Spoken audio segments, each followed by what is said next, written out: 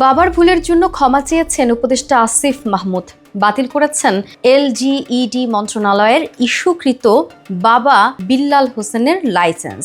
সাংবাদিক জুলকারনাইন সাহিরের তোলা অভিযোগের জবাব দিতে বিষয়টি খোলাসা করেন তিনি। নিজ মন্ত্রণালয়ের ঠিকাদার তালিকায় বাবা বিল্লাল হোসেনের লাইসেন্স থাকায় প্রকাশ্যে ক্ষমা চান আসিফ। 24 এপ্রিল দুপুরে নিজের ফেসবুক পেজে পোস্ট করে বলেন, খোঁজ নিয়ে দেখলাম বাবা জেলা নির্বাহী ইঞ্জিনিয়ারের কার্যালয় থেকে ইস্যুকৃত একটি লাইসেন্স করেছেন। বিষয়টি আমার নজরে আনা হলে উক্ত সাংবাদিককে নিশ্চিত করি। আর এরপর তিনি সেটি ফেসবুকে পোস্ট করেন।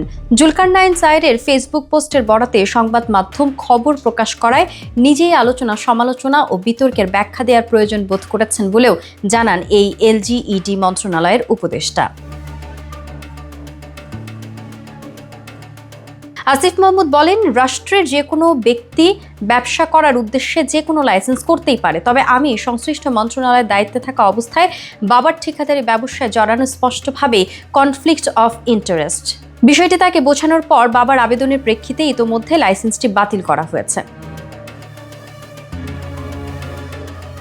উপদেষ্টার ভাষ্যে, বাবা হয়তো কনফ্লিক্ট অফ ইন্টারেস্টের বিষয়টি বুঝতে পারেনি, সেজন্য তার পক্ষ থেকে আমি সবার কাছে ক্ষমা প্রার্থনা করছি। বিল্লাল হোসেন লাইসেন্সটি করার পর এখন পর্যন্ত সেটি ব্যবহার করে কোনো কাজের জন্য আবেদন করেননি বলে নিশ্চিত করেন আসিফ মাহমুদ সজীব ভুঁইয়া। বাবার ঠিকাদারি লাইসেন্সের বিতর্কের মাঝে উপদেষ্টা আসিফ মাহমুদের এই স্বচ্ছতা বজায় রাখার বিষয়টি মন কেড়েছেন নেটিজেনদের। তার পোস্টের কমেন্টে উপদেষ্টাকে প্রশংসায় ভাসাচ্ছেন সবাই।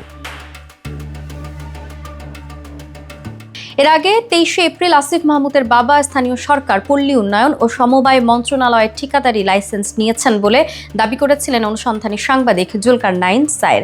তিনি লিখেছিলেন, এ বিষয়ে জানতে আমি আসিফ মাহমুদের সঙ্গে যোগাযোগ করি। তিনি প্রথমে এই বিষয়ে কিছু জানেন না বলে আমাকে জানান। পরে তিনি সময় নিয়ে যাচাই করে বলেন, লাইসেন্সের বিষয়টি সঠিক, তবে এটা তার জ্ঞাতসারে করা হয়নি। এরপরই মূলত বিতর্কের শুরু হয়।